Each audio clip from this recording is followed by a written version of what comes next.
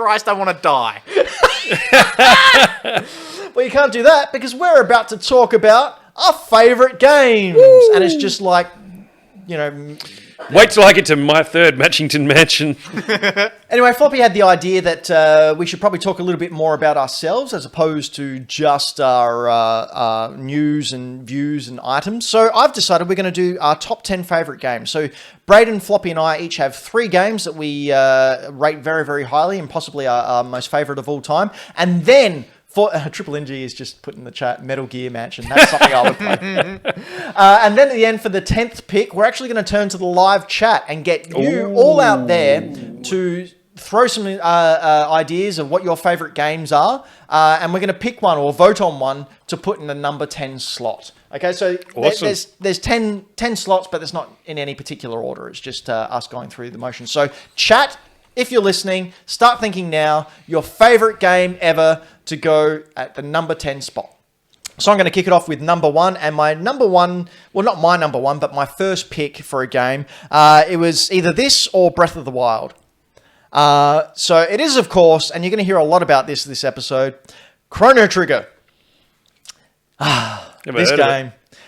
All right, so I first played this game when I was 15, 16, something like that. I still remember going to the video rental place, and this was the only game there that you needed the adapter for. So my friend and I decided to get it and try it out because we'd never used an adapter. I'd never played a JRPG before. I'd never played an RPG before. Had no idea what I was in for. We played through it, got up to the future. I immediately fell in love with the characters. I immediately fell in love with the music, the art style, the way you battle, the battle techniques. Everything about this game just spoke to me. Like to the point where when one of my characters passed out, I remember screaming at the top of my lungs, "No!" I think it was Marl. Marl was my healer. I'd never, as I said, played an RPG before or a JRPG before, so I didn't know you could upgrade weapons. I didn't know. You chose the hard way. So when I rehired it, and eventually, in many years later, ended up finishing it, this game took me about 35 hours to complete because I didn't know how to upgrade. The final battle with Lavos at the end itself took me about 3.5 hours because I just had 2 healing and just chrono attacking. No stat upgrades, no nothing like that. He was just using his base sword. It was absolutely ridiculous. There's got to be like some form of achievement for that. These days. No, I mean, it's like there should be in society. So of the 13 endings that you can get in Chrono Trigger, I've gotten 3 of them. So I got, again, when I went through my playthrough, I got the proper ending and then 2 others, and then I finished it for a 4th time. But I got the same ending twice. Oh, screw that! That's why I went nope. And I've got it on my DS that I've got a game going. I've got it on Apple TV at the moment, which is probably the best way to play it at the moment. Even though the Apple TV version or the iOS version isn't the best, if you've got an Apple TV, you can hook up your PlayStation 4 controller to it and basically play Chrono Trigger on the big screen, and it costs like $6. Just going to go out there in a sec. I heard, and I'm not sure, correct me if I'm wrong, pretty sure if you're a PlayStation Plus person, you get 6 months free of Apple TV at the moment. Oh, really? I think so. I might be wrong. Sorry. You may just sign up now and have to pay for it. I don't know. But that's pretty much the only way you're going to be able to play this game legally because it is super expensive. I was bidding on, I spoke about it in our Discord, hackthedino.com to join our Discord. I was speaking about it in our Discord earlier in the week. A boxed US version, an X-Rental version came up on eBay. That's the Grail item you were talking about? And I was sitting there looking at it and I went, oh, and I had to look at my savings and I had to look at this and I had to look at that and I went, you know what? I'm going to put $350 on it. Did you get it? No, it went for $500. Whoa! So you got happy you didn't get it? Yeah, well, there was no way I was going any more than that. I've held a box Chrono Trigger in my hand before at one of our meets. Some guy imported one in from the States, and it had a little ding in the corner, but it was otherwise perfect. And I was umming and ahhing and sort of talking to him, and I offered him some money, and he just went, "Nah, man, it's going for like $800." And I went, "Oh, well, I can't. Like, no way. No way I'm spending $800 on a game, no matter how much I love it.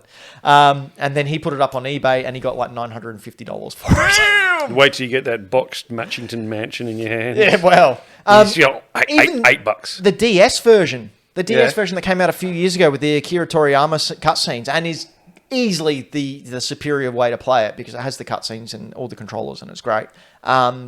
Even that goes for like $150 now. So I've got that. That's the one that I've got that's sitting on my shelf waiting to be played. You should play it. What? Have you ever played it? No, I haven't. Oh, man. I bought that because I knew that was I have told a better way to play it. at least 3 people in our Discord community to play it throughout the years, and they've all loved it. I think Game Boy Dad was the last person to play it, wasn't he?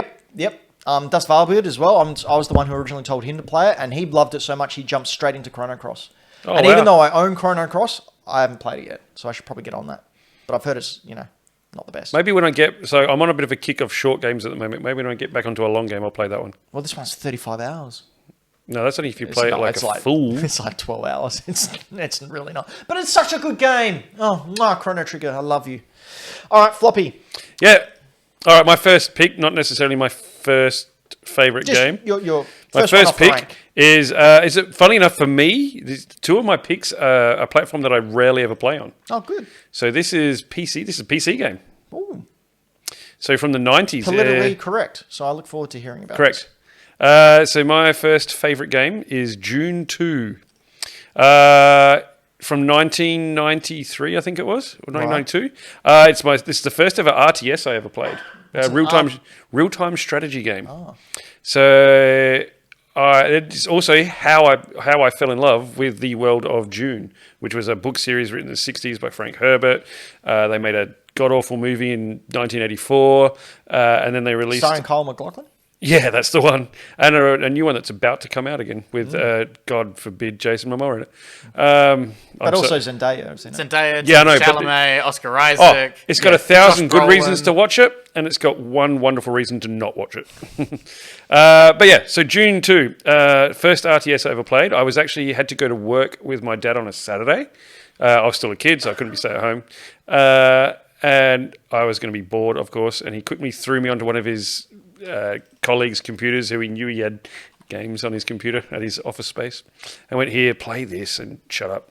And I loved it. It was so good. I fell in love with like the building aspect and the creating the different armies. You build your infantry units or the different kind of vehicles you could use, and then the strategy behind how you're going to deal with whatever environmental issues there are, and then whoever it is that you're playing against, whether it be the Ordos or the Harkonnens or the Emperor if he came along. I was always Atreides because good guys. It led me playing and enjoying Command and Conquer. It led to Warcraft, and it led to Age of Empires, which I all thoroughly enjoyed. It's simple and it's fantastic. It led to me reading the books, loving the movies. Created a lifelong love of a universe. Do you know if you can play it in the current day? I'm sure you can. I haven't played it in so long. I would love to sit down and play it again. Braden. Hello. Hi. Anyone who listens to the show at all will not be shocked by my first pick. Merge Mansion. Merge Mansion, that's the one. No, it's of course, as anyone would be able to tell you, Ratchet and Clank 3. Ratchet and Clank 3, up your arsenal on the PlayStation 2, was my entire childhood. I loved it so much. I 100%ed it, I think, 3 times on the PS2. I have since then 100%ed it on the PS Vita and the PS3. And I am going to be playing it again somewhat soon. Because I want to play through the Ratchet and Clank trilogy again. You should really stream it, Braden. Yeah, I should. Because, you've already 100%ed it 4 times. Yeah, exactly. Pretty sure Game Boy Dad is playing this at the moment. I've seen in the Discord. Yes, yeah, after he's played through all the other Ratchet and Clanks as well. And then I believe Dylan is also jumping on it as well at the moment. Ooh. Dylan's on the Ratchet and Clank game as well. So it's got a following, mate. Yeah, it's great. I'm glad people are checking it out because I absolutely love them. They're fantastic. And 3 is just the culmination of that original trilogy and is so, so good. The weapons are fantastic. The characters are awesome. The world is so much fun. And the writing is corny and cheesy and silly. There's an entire robot music video of a robot who's a parody of Britney Spears called Courtney Gears. In this one, it's very funny. It's so much fun. It's an absolute blast. All right, my next game that I enjoyed. Again, anyone who has watched the show for a while, it's not going to be a surprise. Street Fighter 2 Turbo for the Super Nintendo. As a kid, going to an indoor skating rink, I used to put on the skates and go into a 3-hour locked-in session and then spend my whole time at an arcade machine. And I put the skates on so I was actually tall enough to play Street Fighter 2. Now, I like Street Fighter 2 Turbo because it is faster, the graphics are a lot smoother, and yeah, I still have memories of like going there to that skating rink, seeing this big red LAI with Street Fighter 2 on it, watching all the big kids who were probably like, 15, 16, play it. And then when it was spare, getting on there with my friends and giving it a go, having no idea what I was doing, no idea how to do any of the moves or whatever. I just remember going, one day I'm going to own Street Fighter on an arcade cabinet just like that. And guess what? I can see it from here. I freaking do. Not only that, I own almost every single arcade board of Street Fighter 2. This game was so influential in my life. Some of you may not know, but I actually do karate. Do you like karate? I do karate. Oh, there you go. You know who doesn't do karate? Who? Kojima. Oh, Hey, I knew he couldn't do it that time. Yeah, the only reason I could do it was because the video was I up, know. and I just had to pause. We need a Kojima gift We'll to just come have up. a button that brings Yep, up. the Kojima button. I never It'll understood the bashing fill of the the whole cars. screen. It's a bonus level. No, I know what it is, but I never understood why it was in there. I Show wonder- you how tough they are. They hate Volkswagen. Yeah, and rightly they should. You ever read into the history of Volkswagen? Yeah, it's not great. It's I think German for people mover. Yep. Yep, designed in Nazi Germany. So draw your own conclusions. Anyway, I mean, it's an incredibly well built... not homicide. Well, it was homicide, but also genocide. Lots of fun things we like to talk about here on Hack the I don't know Dino. if you can blame Volkswagen especially for that. There's They were called people movers. What do you think they were moving them to? anywhere that the people would go to. Yeah, I'm sure that's exactly Dude, what it was. it's Anyway, my car. Ryu and Ken did Shotokan karate. And the reason I started doing Shotokan karate way back when I was a young chap, I think I was about 16, was because of Ryu and Ken, and that has remained to this day. I even used to know an artist who I used to make comics with who used to call me Real Life Ryu. Because of your long flowing hair? Yes, yeah, and what? Yeah, I'm not going to say that. Moving on. Floppy. Yeah, all right. My second pick is also another PC game that I grew up playing.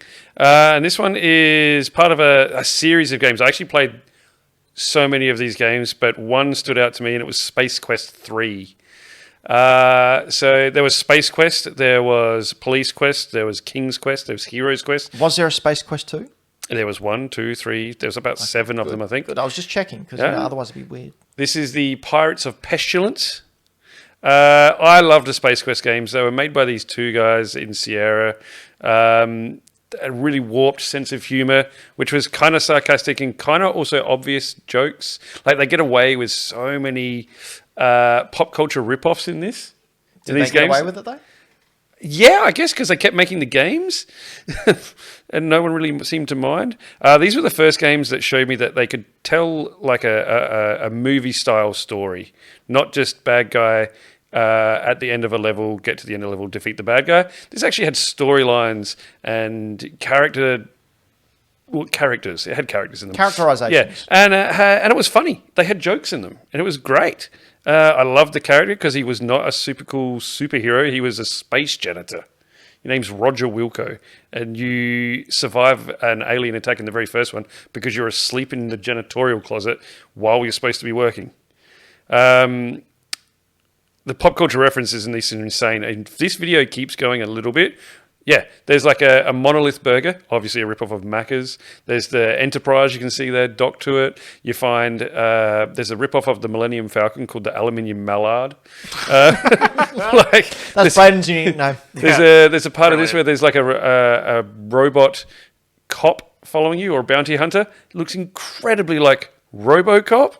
Like, it's fantastic. It's Robo Bob. Yeah, Robo Bob. my opinion, this game in particular is there he is is like the pinnacle of the series. I thought these graphics were amazing. It looks like a cyborg version of Max Headroom. Oh, yeah, it does. I used to draw the characters and the ships from this, like just sketch them all the time. It also taught me to type.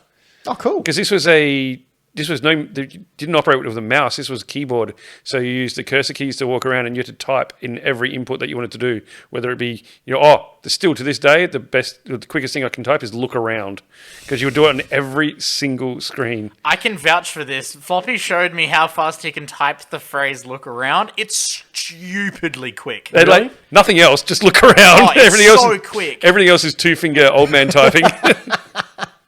But you had to do it because sometimes you'd walk onto a screen and the only way to pause it would be to start typing. You had to type your command and enter it so that you didn't die sometimes straight away.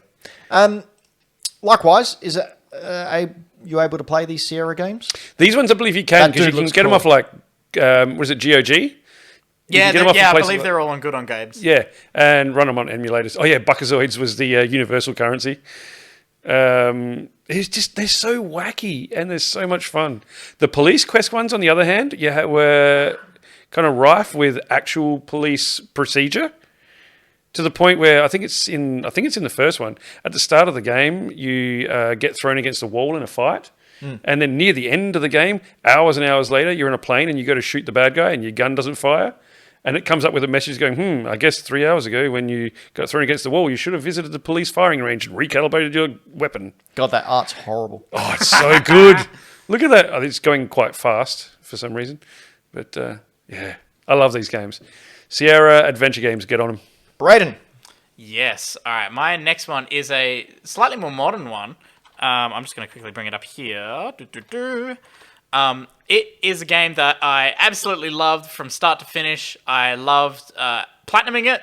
It's absolutely fantastic. It really just because otherwise I would have picked another PS2 game, which is very similar to this one. But this one, I think, just refines everything about it perfectly. I think Ben's put together what it is. Yep. Merge Mansion. That's definitely the one. It's Spider-Man from Insomniac. Oh, yeah. Not Miles? Miles is kind of included in this, I guess. You reckon? Yeah, well, in my personal... I like putting the two together because they flow on from each other so perfectly. Right. And just... They are so nice. I just played them when I bought Miles on PS5, they had the PS5, rezzed up version of the original game from PS4, and so I played through the whole game again on the PS5 upgrade version, and it is beautiful. Oh, maybe I should play it again. Playing both of them in their it's performance with some ray tracing. Oh, it's just gorgeous. It's completely ridiculous. They are so smooth to play. The web swinging and all the fighting and everything are great. I love the story that they ended up doing with it. I really enjoyed what they did with it. I feel like the only time it really slows down is the MJ sneak around parts. That was a weird little inclusion. But it was strange. It didn't ruin it, but it was weird. Yeah, it was a choice. And oh my god, all the costumes and everything. Oh my god, don't even get me started. First thing I did was find all the backpacks. Yes. Yeah. So I could have all the costumes. Okay. Had to. What was everyone's favourite costume? Scarlet Spider. I did wear the Scarlet Spider a lot. Oh god, I'm trying to think back now. Mine was 2099. Oh yes, nice. 2099 looked beautiful in this game. It's got to be Love Heart underwear. Is that the Bombastic Bagman? Oh, Bombastic Bagman was in there as well. I did love that. Was that the paper bag in the Fantastic Four costume? Yep. Yeah. That's the one. That's what I Animal Crossing. Is that you could get a paper bag for a mask in Animal Crossing, so I made the Bombastic Bagman costume. Nice. Was that because he just had the symbiote taken off of him? Yes, he had the symbiote taken off of him, and Johnny Storm gave him his costume. Yeah. And he goes, well, what about my secret identity? So Johnny Storm gave him a paper bag, and he swung out, but he'd also stuck the Kick Me Kick Me sign on the back. So good. Yeah, it's absolutely fantastic. And yeah, otherwise I would have, before this game came out, would have easily said Spider-Man 2 on PS2. But Basically the same game. this is the same game, but just better, in my opinion. Yeah, I agree. Yeah, loved it. And yeah, Miles is included in this. Miles was amazing. I loved every second of it. I'm here for everything Miles Morales. And so you should be. Fantastic character. Speaking of fantastic characters, my last pick before we start to urge the live chat to start thinking about what game is going to be added to our list of the top 10 games that we love. No surprises. Again, Super Mario Brothers, the original one. This was the very first game I ever played, ever. Wow. It is the game that I've purchased probably 20 times because every time it comes out on something in an eShop or as a Game & Watch or as just a Game Boy cartridge for an anniversary, You get this it. sucker buys it because I just have so much. This game was so informative in my young years. I still remember the friend's house where I was when I first saw it. I still remember seeing him pull out this VHS looking thing from under his TV and putting the cartridge in and even getting it out and blowing it when it didn't work and then putting it back in. I still remember, I remember the glitches and like finding the warp zones and him showing me the warp zones. What? Warp zones? What?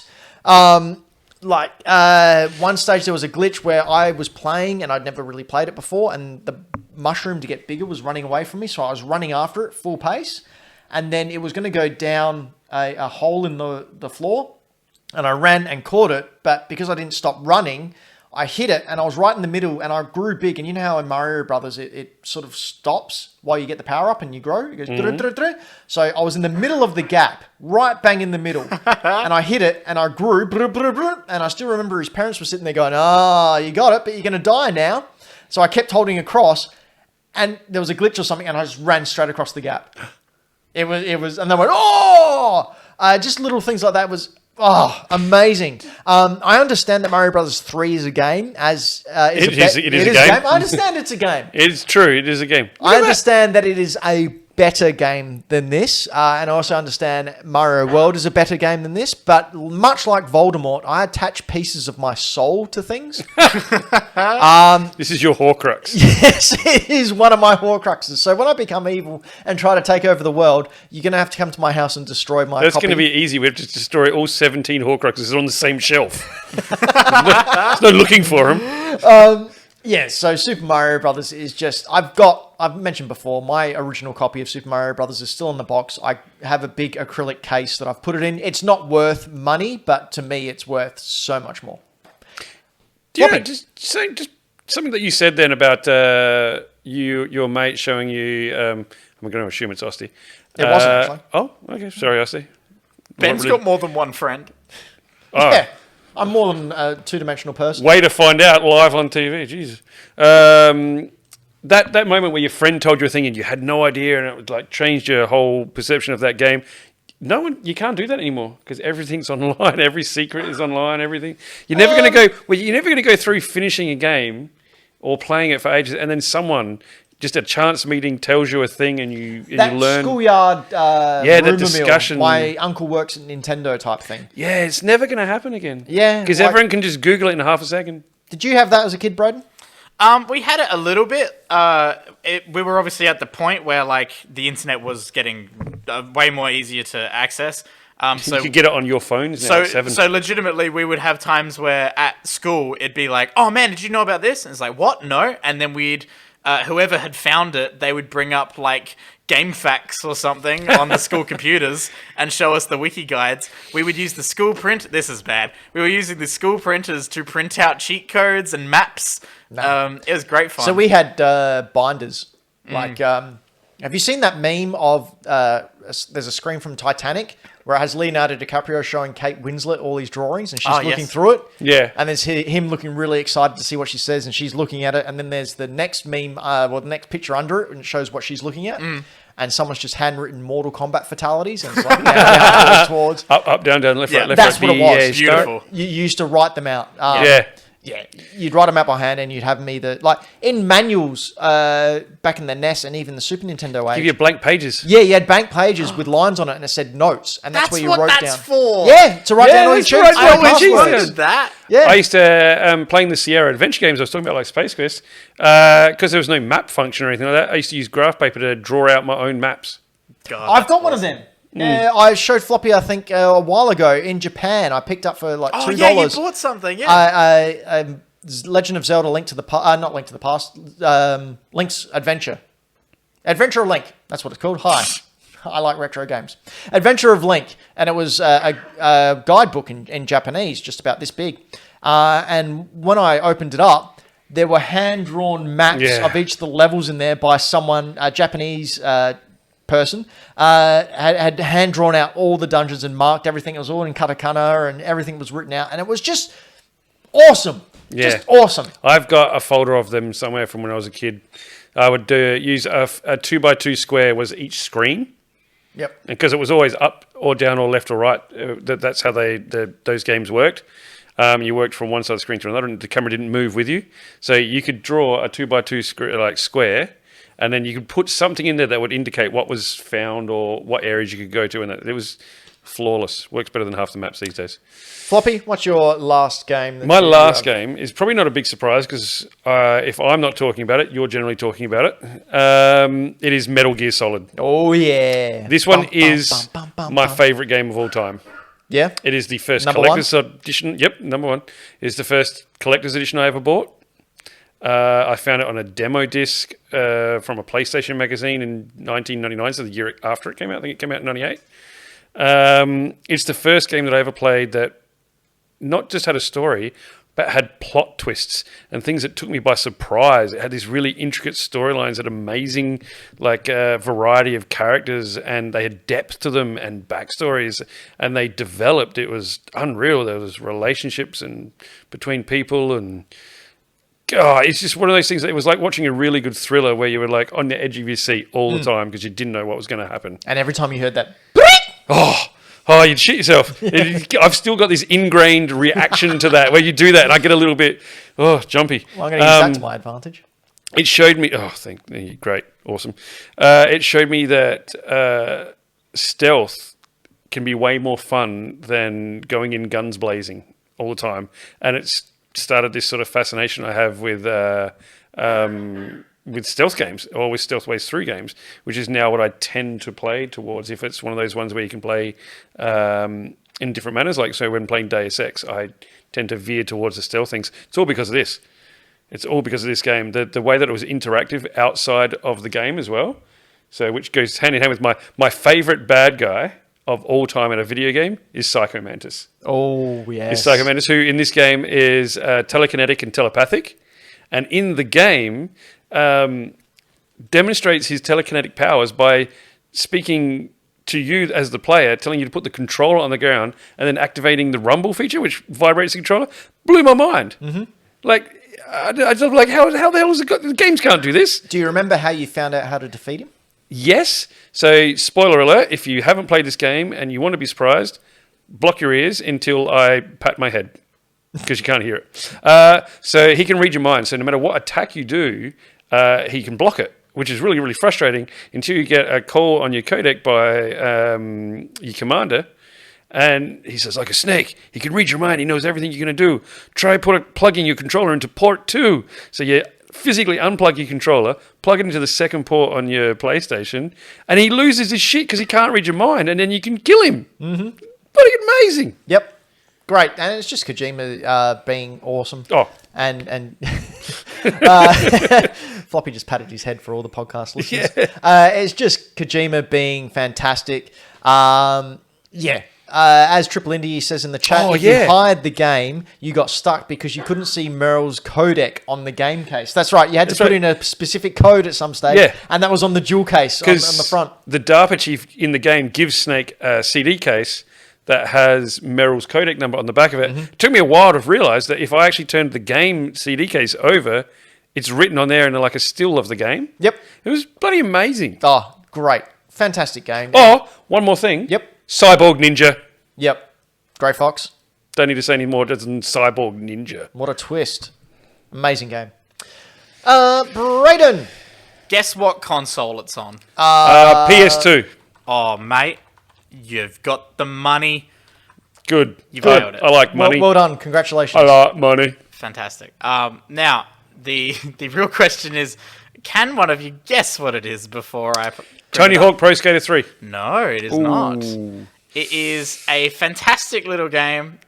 Also heavily ingrained in my childhood. I reckon I could probably just play it back to front and still remember where a lot of the stuff is. Ingrained in your childhood? Yep. Miles Morales. Because you're so young. It Lego is Star Star Oh, I Wars. should have known this. It is not the original trilogy. It's the first game, which was the prequel trilogy. Yeah. Oh my god, it's so good. This game is so much fun. This was before they had voice acting, so it's just wacky, silly, like physical comedy and prop comedy. Oh my god, it is so fun. As a kid, it would just have me just giggling and like laughing out loud at times because it's just so silly. Plus the gameplay was fun as hell because you would just button mash and explore and run around and not get to be die. all your favorite characters. And yeah, you don't die. Yeah. 30 playable characters. Oh my god, they've got like 100 million in the latest ones. Yeah. But yeah, they are so much fun. Absolutely love them. And I continue to be very excited and waiting with bated breath for the release date of the complete saga. I'm waiting with you. These are also some of my favourite games of all time. And the only games I've ever platinumed on purpose. All right, it's time for the chat. We've had some recommendations in there. We'll read out a couple. So we've got We Are Robots, Conker's Bad Fur Day, Half-Life 2, The Last of Us. Afronix has said Final Fantasy 8, Tony Hawk's Pro Skater, Crash Bandicoot Warped. We've got, I think I saw Fable in there from Game Boy Dad. Pokemon Red, yes, hell yes.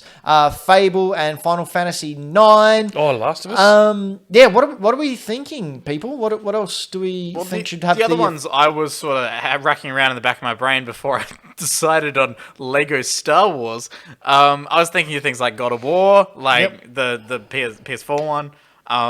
Yeah, like there's so much. I'm looking at things that had an impact on gaming as a whole, and I'm looking at Tony Hawk's Pro Skater just because of the sheer amount of people that played that and can still remember it and have muscle memory for it because they played it that much. We've got a couple of other late editions. Triple NG has said Majora's Mask. Dylan the Villain has said Persona 4 Golden. Afronix coming in again with Need for Speed Underground 2. Oh, Assassin's Creed 2. Ooh, There's okay. a lot there, and I think we all have very different tastes in what is there. Yeah. So, I mean, all right, I'm going to throw my hat in for Majora's Mask. I'm going to throw it in for Assassin's Creed 2, pinnacle of the series. Brayden, what are you going to?